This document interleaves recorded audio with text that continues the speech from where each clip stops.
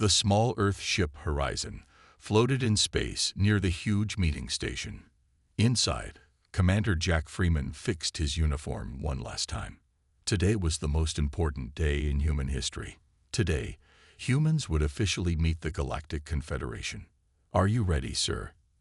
asked Lisa Warren, the ship's communication officer. Her voice was steady, but her eyes showed worry. "As ready as I'll ever be," said Jack. He looked at his small team. Besides Lisa, there was Alan Davis, their science officer. Just 3 humans to represent all of Earth. The station doors opened, letting their small ship enter. Inside was a giant room with seats for hundreds of different aliens. Some had many arms, some had scales, others looked like walking plants. All of them watched as the humans entered. A tall blue alien stepped forward. "I am Zortek, head speaker of the Confederation. We welcome Earth's representatives." His words sounded friendly, but his eyes were cold. Jack stepped forward. "On behalf of Earth and all humans, we thank you for this meeting. We hope this is the start of friendship between our worlds." Laughter filled the room. Not friendly laughter, but the kind that makes your skin cold. Zortek's mouth stretched into what might have been a smile. "Friendship? How cute. Let me be clear, humans. Your planet has resources we need. Your people will serve us well. This is not a meeting between equals." Jack felt his heart sink. There must be some mistake. "We came to talk about peaceful trade, cultural exchange." "There is no mistake," said a fat, green alien from a large chair. "We have watched your planet for hundreds of years.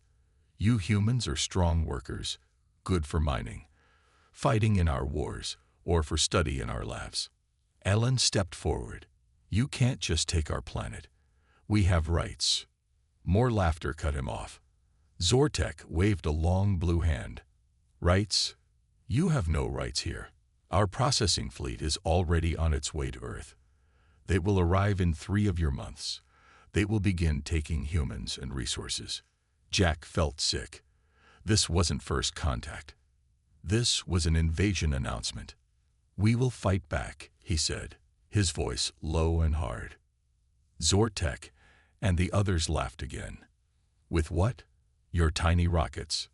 Your simple weapons. One of our smallest ships could destroy your largest cities in minutes." Lisa tugged at Jack's arm. "Sir, we need to leave. Now." Jack nodded. There was nothing more to say here. They needed to warn Earth. "This meeting is over," he said, "but this conversation is not finished." The aliens didn't try to stop them as they returned to their ship. Why would they? What could one small planet do against hundreds of advanced worlds? As the Horizon pulled away from the station, Jack looked at his team's worried faces. "Set course for Earth, maximum speed," he ordered. "We have 3 months to prepare for an invasion." Lisa looked up from her screen. "Sir, I recorded everything. They didn't even try to hide their plans." "They're too confident," Alan said. "They think we're helpless." Jack stared out at the stars as the ship accelerated toward home. "Then we'll have to show them they're wrong." Back on the station, Zortek watched the small Earth ship disappear. "Should we stop them?" asked another alien. "Why bother?" Zortek replied. "Let them run home with their warning. It will change nothing. Earth will be ours, like all the other worlds that try to resist." He didn't know that in 3 months, the galaxy would learn a new word: fear, and it would come in the shape of an Earth battleship. The Horizon landed at a secret base in the Nevada desert. Armed guards met Commander Jack Freeman and his team as they stepped out. "This way, sir," said a soldier. "They're waiting for you." Jack, Lisa, and Alan were led deep underground through long tunnels. They ended up in a large room filled with screens. World leaders appeared on these screens, their faces serious. "Tell us everything," said the President of the United States. Jack explained what happened with the Confederation. The room was silent when he finished. Then an older woman stepped forward. She had gray hair and sharp eyes. "Well," she said, "it's a good thing we've been preparing." "Director Martinez." The President nodded. I think it's time to show them. Director Olivia Martinez smiled. Commander Freeman, what I'm about to show you has been secret for 70 years. She pressed a button and a wall slid open. The three space travelers followed her through. In 1952, something crashed in this desert. Martinez explained as they walked. Not a weather balloon. An alien ship. They entered a massive underground hangar. Jack, Lisa, and Alan stopped, their mouths open in shock. Floating in the center was the biggest ship Jack had ever seen. It was black and sleek, shaped like an arrowhead. Workers swarmed around it like ants. "This is the EBS Defiance," said Martinez proudly. "Earth battleship. We built it using technology from the crashed ship. We've been working on it for decades." "This is impossible," Ellen whispered. "How did you keep this secret?" "Very carefully," Martinez answered. She waved to a man and woman who approached them. "This is Chief Engineer Peter Garcia and Colonel Susan Wright, our military strategist." Peter nodded. "The ship has weapons systems centuries ahead of public technology. Energy shields, gravity cannons, and a special drive system that lets it move faster than light in a new way. We call it the fold drive." Susan added, "It doesn't just move through space, it folds space itself, letting the ship jump instantly from one point to another." Jack looked at the massive battleship. "Has it been tested?"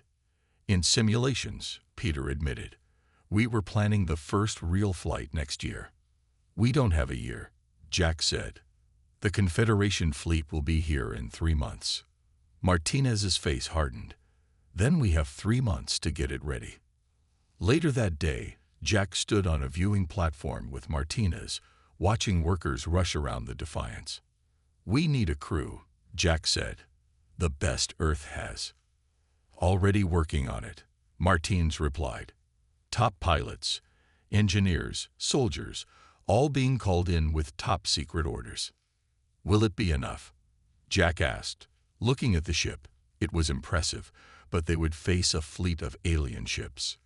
Martinez looked at him. "It has to be. We have one ship against their many. But they don't know about us. They expect spears, and we have a cannon."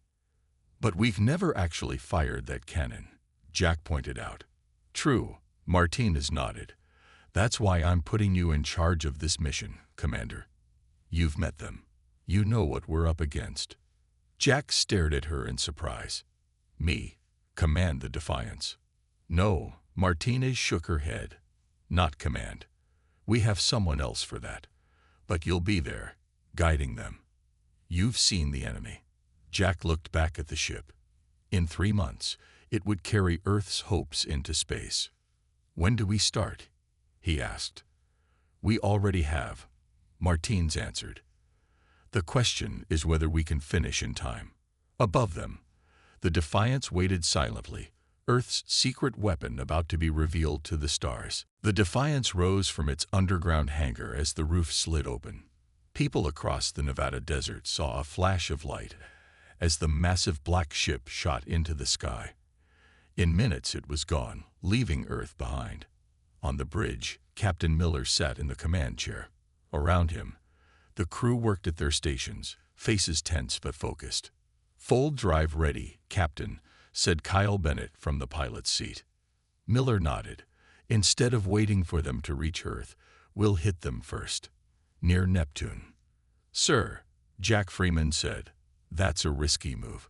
We haven't fully tested the weapons in space." "Better to test them away from Earth," Miller replied.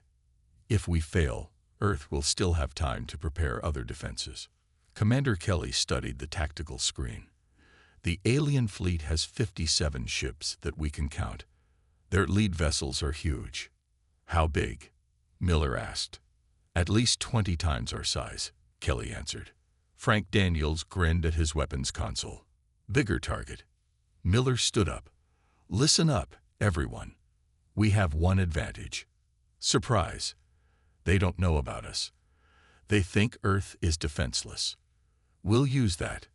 We hit hard, we hit fast, and then we disappear before they can organize against us."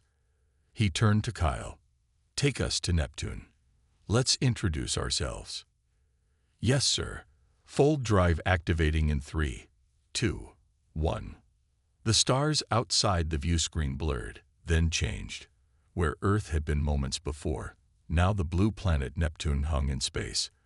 And beyond it, moving steadily toward Earth, was the Confederation fleet. They haven't detected us yet, Diane Ward said from communications. Their signals show normal movement patterns. Good, Miller said. Move us behind this moon. When their lead ships pass, we'll strike. The Defiance waited silently behind Neptune's largest moon, Triton. Hours passed as the crew watched the enemy approach. First ships entering target range, Kelly reported. Miller leaned forward. Mr. Daniels, target the largest ship with the gravity cannon. Full power. Target locked. Sir, Frank replied, his fingers moving over his console. Cannon charged and ready. Fire. A beam of invisible force shot from the Defiance. For a moment, nothing seemed to happen. Then, the lead alien ship began to distort. Its metal skin crumpled like paper in a fist. The massive vessel imploded, crushed by its own weight as the gravity weapon increased the pull on its hull 1,000 times. Direct hit, Frank shouted. Target destroyed. On the enemy ships, confusion spread. Their communications filled with alarm calls. They're trying to figure out what happened, Diane reported, listening to alien signals. They think it might have been a natural phenomenon. Let's show them it wasn't, Miller said. Target the next ship. The gravity cannon fired again. Another alien ship crumpled and broke apart. Now the Confederation fleet was frantically searching, scanning for the attacker. A few smaller ships turned toward Neptune. They've spotted us, Kelly warned. Time to move, Miller ordered. Target one more of their largest ships, then prepare to fold. The cannon fired a third time. As the alien vessel collapsed in on itself, Kyle activated the fold drive. The Defiance vanished just as enemy weapons began firing at their position. In seconds, they were back near Earth. On the bridge, a cheer went up. 3 enemy ships destroyed, and the Defiance was untouched. Miller raised his hand for quiet. That was just the beginning. We've confused them, but they'll regroup. Now they know Earth has teeth. Jack nodded. And we know our weapons work. Yes, Miller agreed. But more importantly, the Confederation just learned something they never expected. Fear.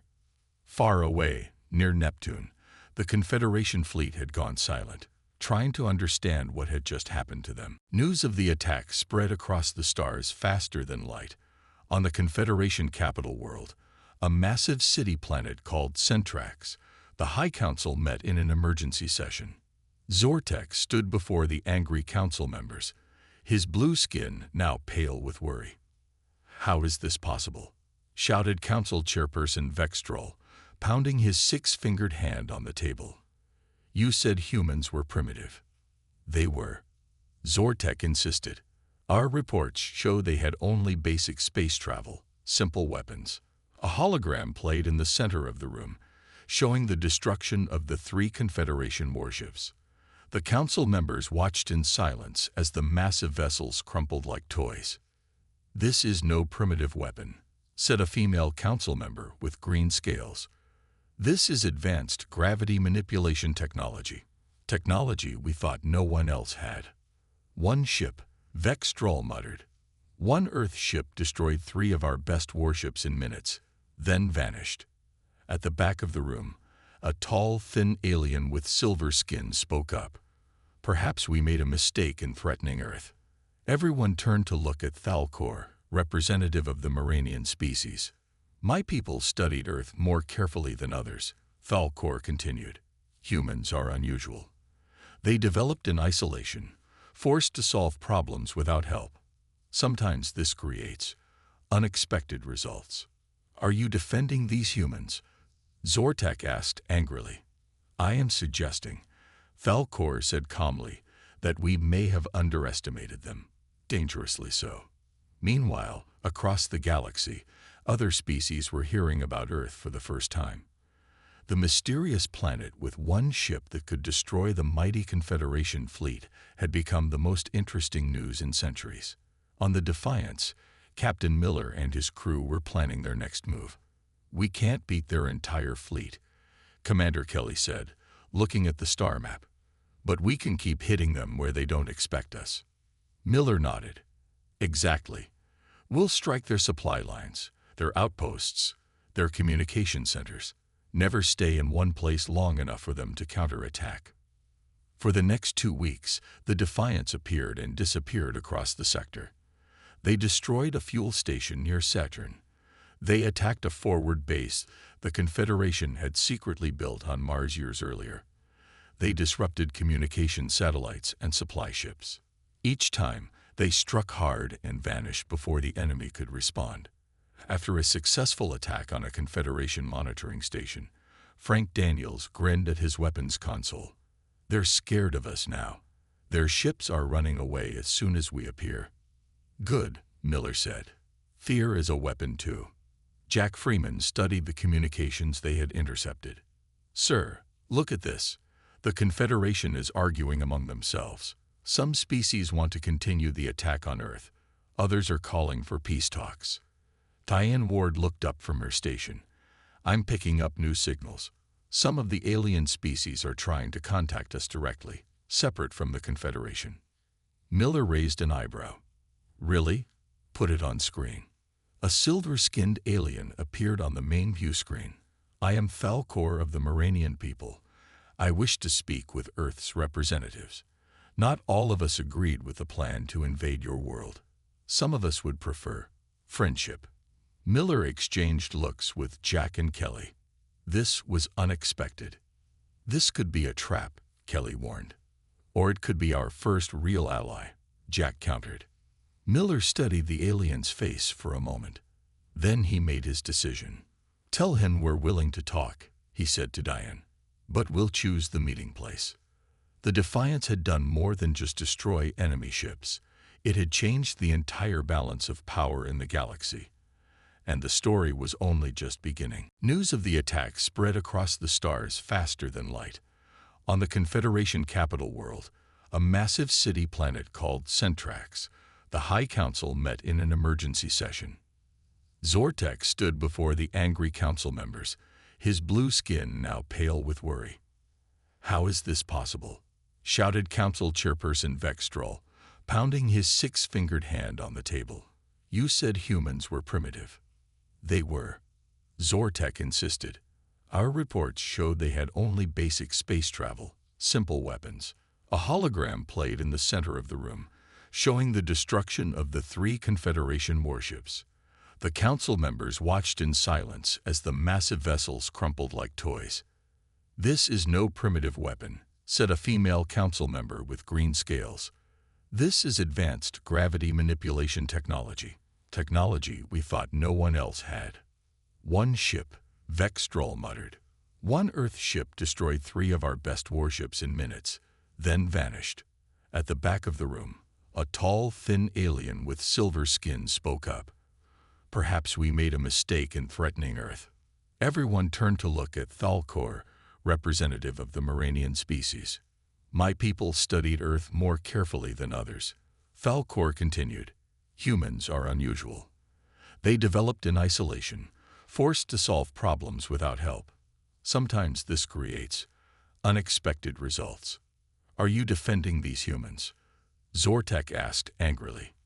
"I am suggesting," Thalcor said calmly, "that we may have underestimated them, dangerously so." Meanwhile, across the galaxy, other species were hearing about Earth for the first time. The mysterious planet with one ship that could destroy the mighty Confederation fleet had become the most interesting news in centuries. On the Defiance, Captain Miller and his crew were planning their next move. "We can't beat their entire fleet," Commander Kelly said, looking at the star map. "But we can keep hitting them where they don't expect us." Miller nodded. "Exactly. We'll strike their supply lines, their outposts, their communication centers. Never stay in one place long enough for them to counterattack." For the next 2 weeks, the Defiance appeared and disappeared across the sector. They destroyed a fuel station near Saturn. They attacked a forward base the Confederation had secretly built on Mars years earlier. They disrupted communication satellites and supply ships. Each time, they struck hard and vanished before the enemy could respond. After a successful attack on a Confederation monitoring station, Frank Daniels grinned at his weapons console. "They're scared of us now. Their ships are running away as soon as we appear." "Good," Miller said. "Fear is a weapon too." Jack Freeman studied the communications they had intercepted. "Sir, look at this. The Confederation is arguing among themselves. Some species want to continue the attack on Earth. Others are calling for peace talks." Diane Ward looked up from her station. "I'm picking up new signals. Some of the alien species are trying to contact us directly, separate from the Confederation." Miller raised an eyebrow. "Really? Put it on screen." A silver-skinned alien appeared on the main view screen. "I am Falcor of the Moranian people. I wish to speak with Earth's representatives. Not all of us agreed with the plan to invade your world. Some of us would prefer friendship." Miller exchanged looks with Jack and Kelly. This was unexpected. "This could be a trap," Kelly warned. "Or it could be our first real ally," Jack countered. Miller studied the alien's face for a moment. Then he made his decision. "Tell him we're willing to talk," he said to Diane. "But we'll choose the meeting place."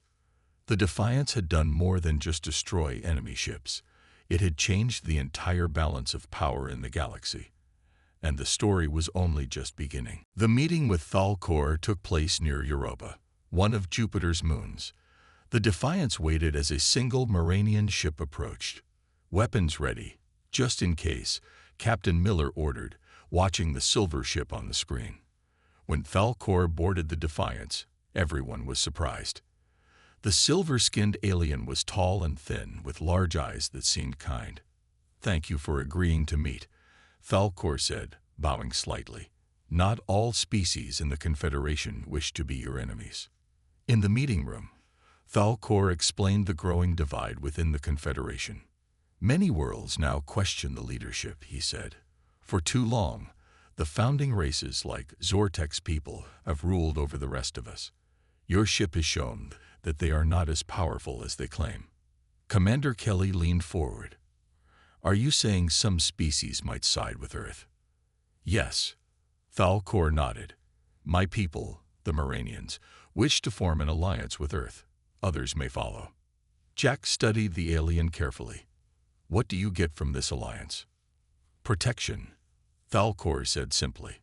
"The Confederation will punish any world that breaks away.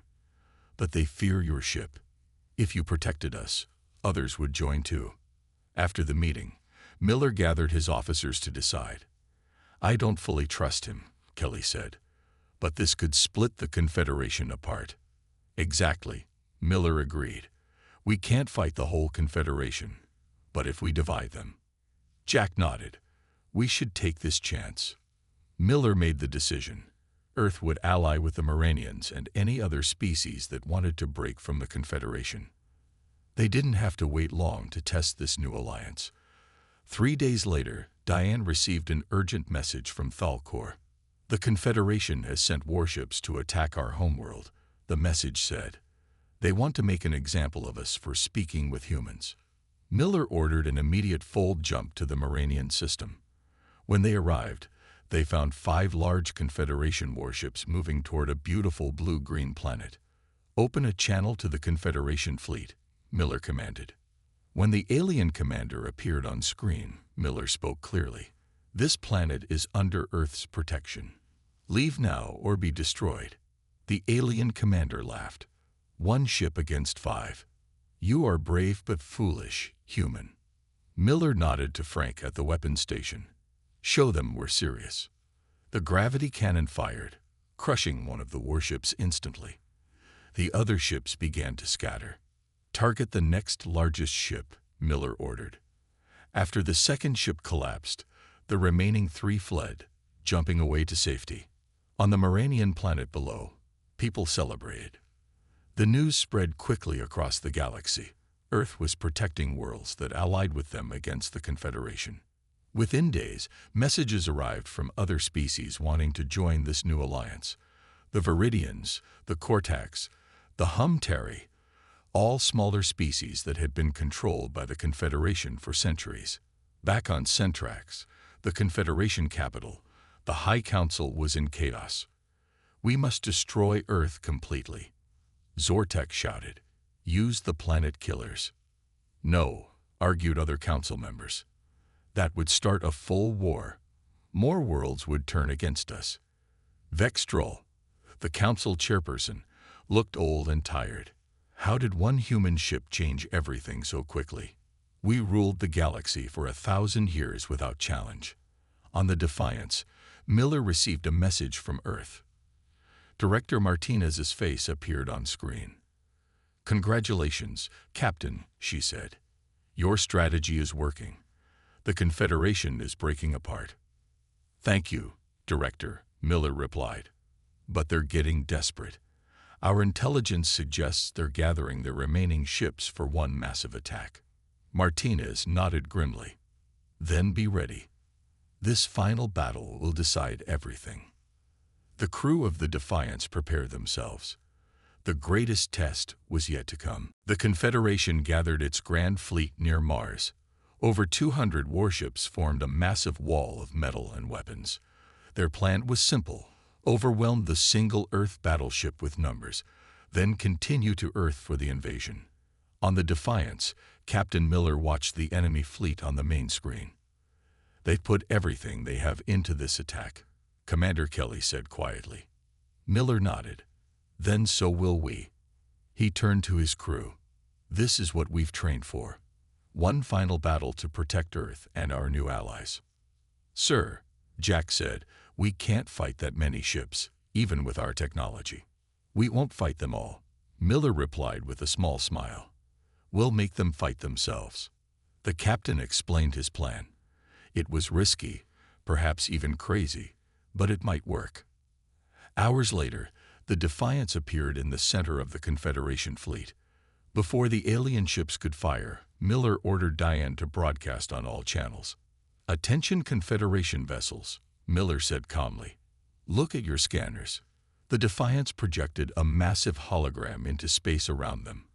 The hologram showed hundreds of Earth battleships, each identical to the Defiance, appearing all around the Confederation fleet.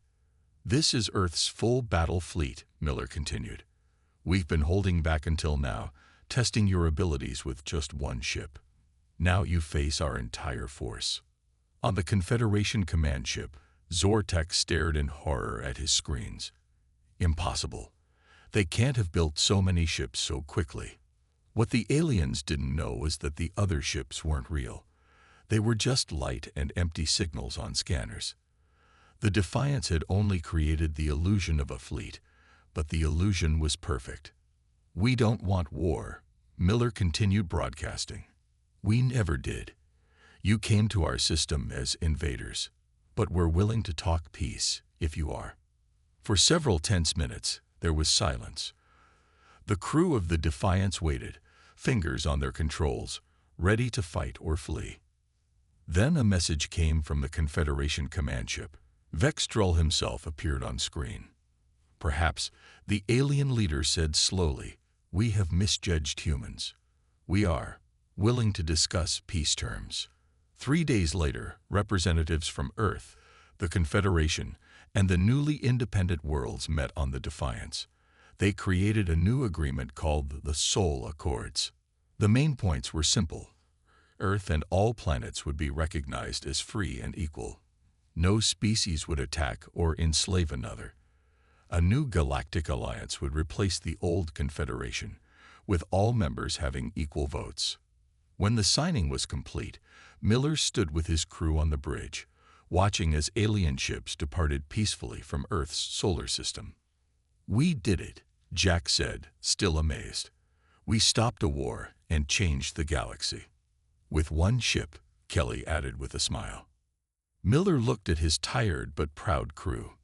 "No, not just with a ship. With courage, intelligence, and the willingness to take a chance on peace. 2 weeks later, the Defiance returned to Earth as heroes. Crowds cheered as the crew stepped off the ship. Captain Miller shook hands with world leaders while news cameras flashed. Later, in a private room, Director Martinez met with Miller and Jack. "Congratulations," she said.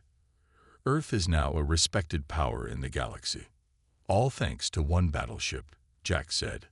Martinez smiled mysteriously. "Yes, about that."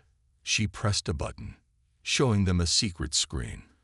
On it was a new ship under construction, even larger than the Defiance. "Just in case," she said. "The galaxy is peaceful now, but it's good to be prepared." Captain Miller nodded in understanding. Earth had earned its place among the stars. And if needed, Earth's battleships would make the galaxy go silent again.